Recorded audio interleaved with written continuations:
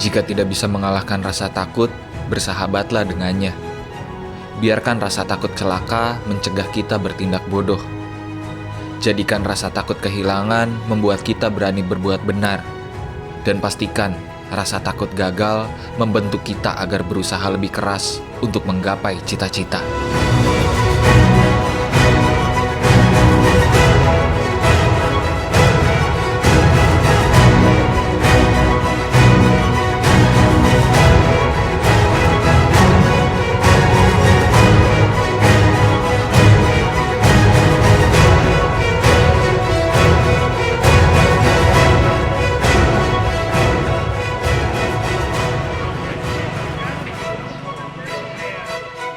Di depan Hotel Sartika, belasan warga lokal yang akan memikul beban berat sudah kembali berkumpul.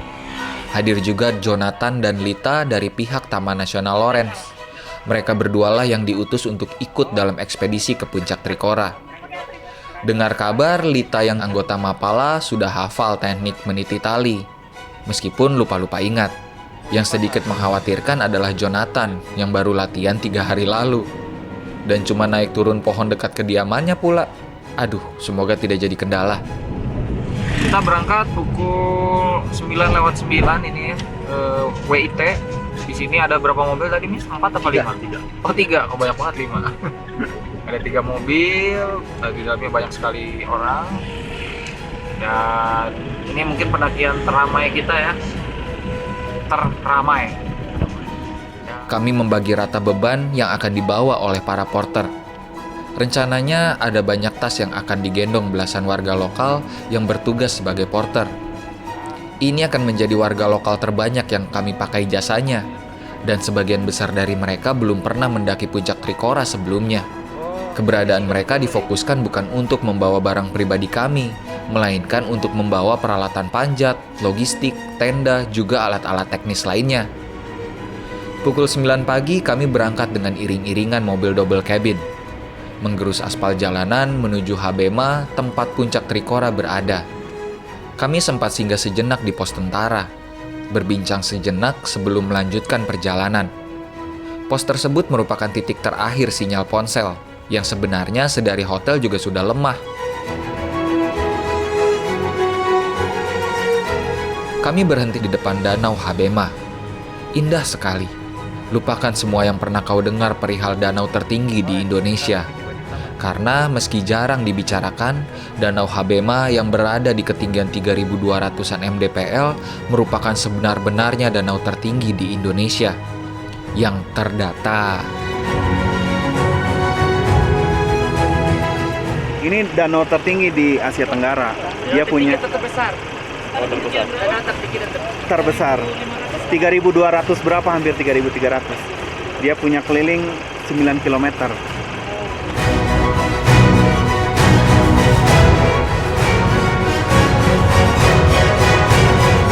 Kalau ini emang danau gletser, sebelumnya danau gletser. Dari luasnya juga memang luas sekali nih. Betul, luas. Ini emang terbentuk secara alami, bukan dari erupsi, karena di sini kan tidak ada aktivitas gunung api.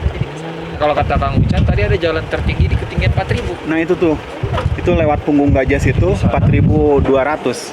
Jadi dia jalan sama tertinggi itu di tuh Asia ada juga Tenggara. tuh. Benar tuh. Ini juga ada Pak yang dekat.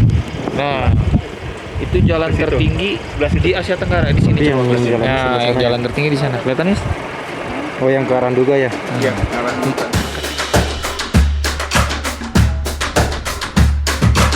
Setelah 2 kali berhenti untuk berfoto, iring-iringan mobil kembali melaju, hingga tiba di rumah bedeng. Disinilah titik awal pendakian kami. Aneh dan tak seperti biasanya. Dari jalan aspal tidak ada jalur menuju hutan rimba. Di depan sana hanya ada hamparan sabana.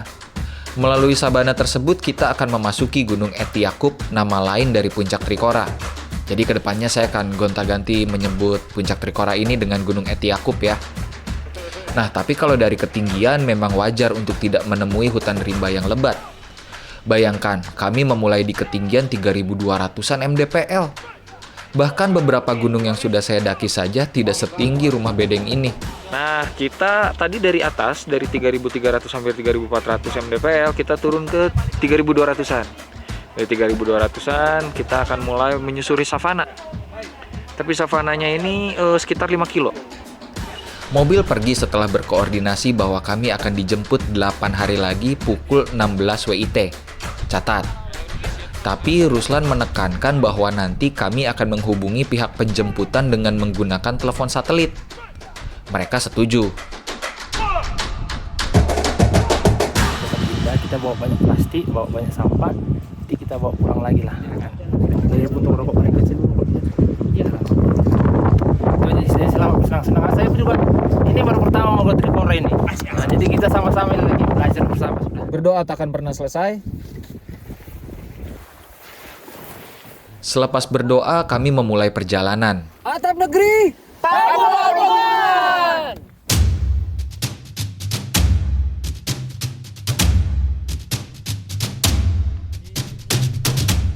Iya, benar. Selain saya, pihak Ibex juga membawa telepon satelit. Jadi ada 2 telepon satelit di tim kami. Telepon satelit ini bersistem berbeda ya dengan telepon GSM biasanya. Sederhananya, dia bisa tetap dipakai meski di daerah-daerah tanpa adanya sinyal GSM. Meskipun kadang-kadang ya untung-untungan juga dapat sinyalnya. Tapi saya menegaskan pada keluarga di kampung halaman agar tidak perlu khawatir. Ada telepon satelit untuk jaga-jaga yang akan saya nyalakan di jam-jam tertentu. Padahal dalam hati saya yang khawatir, apalagi ibu sedang sakit. Bahkan baru kemarin di antara sulitnya sinyal, saya mengurus pembatalan tiket pesawat ke Nepal sekaligus mundur dari tim pendakian Annapurna Circuit yang akan diadakan beberapa minggu setelah ekspedisi kami ke puncak Trikora. Entah kenapa saya tidak enak hati meninggalkan ibu terlalu lama. Jadi teman aku udah ada yang Seven Summit dan ke berbagai gunung di luar negeri, dalam negeri juga banyak. Terus aku tanya gunung paling indah kemana? Rinjani bukan, Karten bukan. Lu coba ke pegunungan Papua, Trikora sama Mandala kalau nggak salah. Itu bagus banget. Dan benar sekali guys.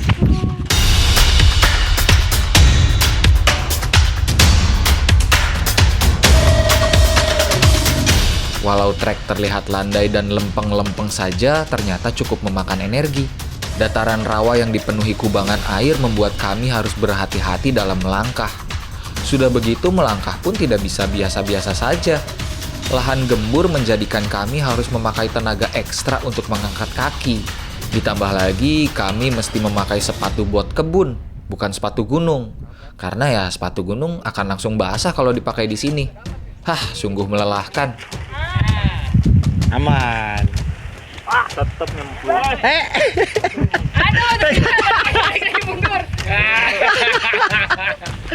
Bahkan beberapa dari kami terkena ranjau. Kaki kecemplung kubangan yang cukup dalam. Bahkan sampai pangkal paha. Alhasil belum apa-apa kaki sudah basah duluan. Aduh. Nih, kita masuk ke sini. Ada hal lain yang menjadikan perjalanan terasa berat. Memulai pendakian di ketinggian di atas 3000 mdpl sudah tentu dibarengi dengan tipisnya oksigen. Kami yang tidak terbiasa mudah lelah dan pusing karena kurang menghirup oksigen. Karena oksigen kita tipis. Jadi susah sekali berjalan sambil, padahal ini jalan biasa ya Miss ya. Jalan biasa, lapang terbuka, tidak nanjak tapi kok capek. Ternyata setelah dipikir-pikir, ketinggian 3000 ke atas pasti napasnya ngap. Sabana yang luas membuat saya dan kawan-kawan tercerai-berai. Beberapa sudah duluan, yang lainnya entah kemana. Hari yang sebelumnya berganti-ganti antara cerah dengan mendung sempat dihiasi gerimis. Dan gerimis di lahan terbuka seperti ini bisa jadi hal menyebalkan ya. Kami disemprot air tanpa perlindungan pepohonan.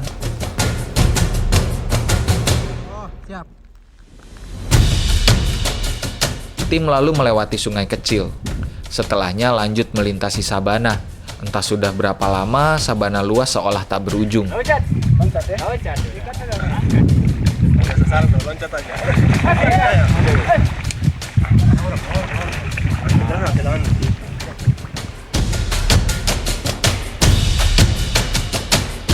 Di antara kesibukan merekam, Misbah selalu menyempatkan berbincang dengan warga lokal alias para porter.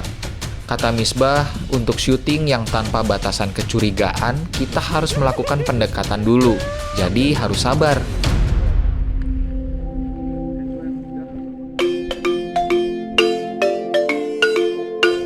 Luar biasa memang Misbah ini. Tindak tanduknya senantiasa penuh perhitungan. Di satu titik kami dihadapkan dengan sungai yang sangat deras. Salah melangkah, hanyut akibatnya. Kita harus menyeberangi sungai, sekarang lebih deras ya. Lebih dalam.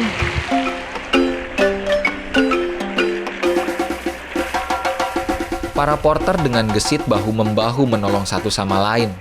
Perlahan tapi pasti kami melintasi aliran sungai.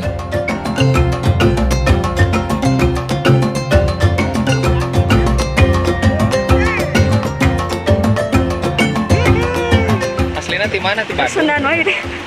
Di Oh. Bandung, Cileunyi. Cileunyi. Nanti pakai subtitle wae gua. Bandung Cileunyi. Mun, Cileunyi. Emang Cileunyi Bandung? Bandung coret. Soal Bandung. Teteh mah. Susah Bandung. beralami di dia tapi 3 tahun langkung. 3 tahun. Di tahun 2021 Januari. Pantes Sundana rada-rada. Rada-rada terus rada leungit gitu. Rada leungit. Sudah cukup lama berjalan, tim memutuskan untuk beristirahat sejenak sebelum kembali melanjutkan pendakian. Jangan manja-manja dingin. Oh, Jangan dimanjain dinginnya. oh jangan dimanja dingin. Oke. Jadi di Trikora udah berapa kali nih? Udah, ini baru yang kedua sih. Baru yang kedua, baru ya. Tapi ini jalur sini ini baru.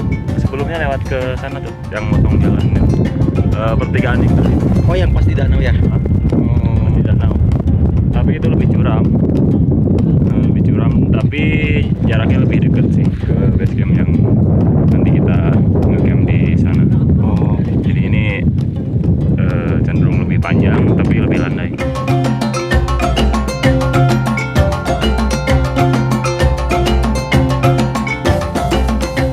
Memandangi hamparan luas sabana di depan sana, saya jadi teringat dengan tulisan yang dibuat oleh Ruslan Budiarto. Tulisannya akan terdengar sedikit teknis, tapi saya rasa berguna untuk menambah informasi perihal pegunungan yang kami naiki sekarang. Dikaji dari tulisan Ruslan Budiarto, dataran tinggi Papua atau biasa disebut dengan Pegunungan Tengah adalah gugusan pegunungan besar yang membentang dari barat ke timur sepanjang kurang lebih 1.300 km sampai Papua Nugini, dengan lebar gugusan berkisar 100 hingga 150 km. Jajaran pegunungan tersebut sambung-menyambung dari pegunungan Wayland di sebelah barat hingga pegunungan Owen Stanley di sebelah timur. Di bagian wilayah Indonesia hingga perbatasan Papua Nugini, jajaran pegunungan tersebut memiliki nama daerah Maoke. Formasi pegunungan tengah ini termasuk ke dalam ekosistem hutan montana sampai alpin, di mana zona alpin ini sendiri jarang ditemui di pegunungan-pegunungan lain yang ada di wilayah Indonesia.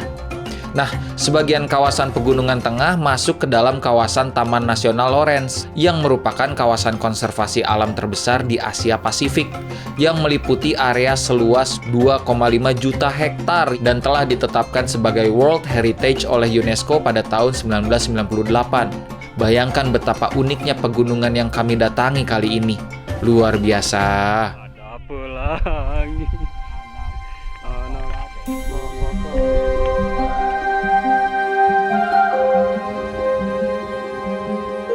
Pelangi tampil cantik di kejauhan, menghiasi langit yang sedang muram.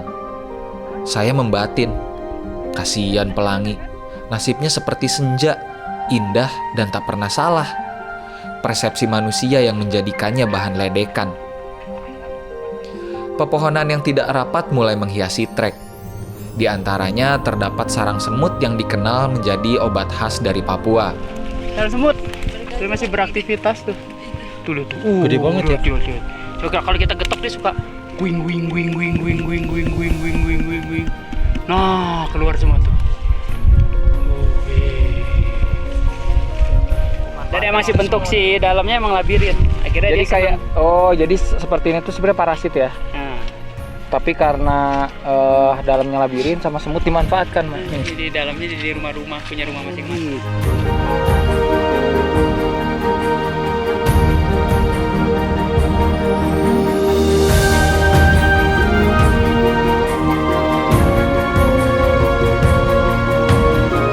Kami terus menyusuri jalur hingga akhirnya tiba di tempat ngecamp. Pukul 16 WIT, peralatan pun dibongkar. Yes. Sekarang menunjukkan pukul sekitar jam 4 sore. Kita tiba juga. Perjalanan total sekitar dari jam berapa tadi? 12.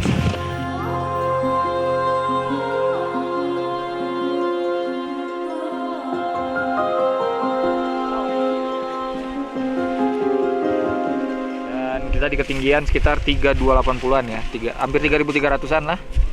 Dengan suhu sekitar berapa tadi? 14. 14 derajat ya, lumayan dingin juga tuh. Dan yang terasa dari tadi memang tidak terlalu ada kendala. Mungkin yang memberatkan itu selain hujan adalah karena langkah kita itu ke lahan-lahan basah ya Miss ya. Jadi kita pola melangkah itu berbeda. Jadi kita langkah-langkah tentara dan itu pegal sekali. Jadi pegalnya bukan biasanya di betis, ini jadi di paha. Gitu. Ditambah napas yang sesak karena ketinggiannya udah terus aja landai di 3000-an ke atas. Luar biasa. Tenda-tenda didirikan di antara hujan yang datang dan pergi. Hari menjelang temaram dengan suhu yang dingin, 14 derajat Celcius, dan akan menjadi lebih dingin dari hari ke harinya. Jadi ini pondok yang sebelumnya dipakai rencananya akan dibongkar untuk dijadikan pondok baru. Bikin yang baru ya kakak ya? Saya nanti suatu saat ada tamu datang akan masih kuat dari aman. Kalau yang lama punya nanti bisa Oh iya. rusak, bisa busuk. Nanti daripada mereka datang bikin baru lagi. Oh iya iya. Oh siap. Dimakan apa, Miss? Pinang. Apa? Pinang. Oh. Biasa dipanjat ya? Panjat pinang itu mah. Ini katanya, tapi emang iya sih. Biar hangat. Oke. Ntar lama-lama jadi merah ya?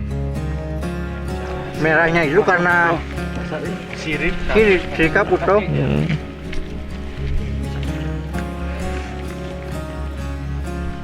Langit-langit sama lidah tetap bakar, jadi ambil loh pas taruh di pinggangnya. Oh ini sudah enak. Iya. Berarti kemarin salah taruh ke apa? Kalau kemarin kaget.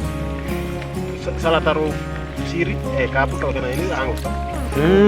Jadi pas taruh pas-pas.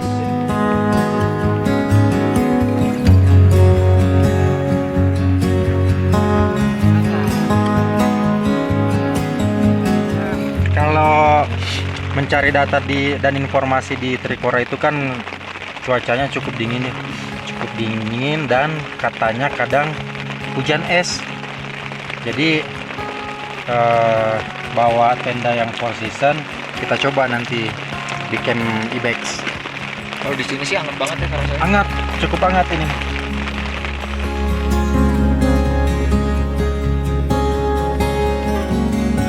Kita di sini. Iya. Wih, hangat ya? Hah? Hangat. Wah, kalau gitu kita tukaran yuk. Iya. Kang di sini, saya di sana. Boleh. Nah, jadi sekarang teman-teman porter melakukan aktivitas memasak. Jadi cara masaknya gini nih. Nantinya si tiang utama ini dia ngegantung kastrol. Nah, kayak gini. Ini kastrolnya nih. Nah, ini cukup berapa orang, kakak? Nasinya cukup untuk berapa orang ini? Iya. Semua 15 bisa ini? Bisa. Wih, besar. Masih aja searching, nggak bisa, nggak ada sinyalnya banget, kenapa ya? Ketika saya menyalakan telepon satelit, kok tidak ada sinyal? Saya pikir apakah memang karena di sini lembahan? Ya semoga saja besok ada sinyal ya. Jujur kekhawatiran saya cukup besar. Ketika video ini dibuat, kondisi ibu sedang tidak baik-baik saja. Sakit komplikasi yang dialami menggerogoti semangatnya. Hari ini ketika video ini dirilis, ibu sudah berpulang. Dan saya pun belajar bahwa dalam hidup kita harus mengikhlaskan. Meski jalan menuju ikhlas sungguh panjang, terjal, dan tidak ada ujungnya.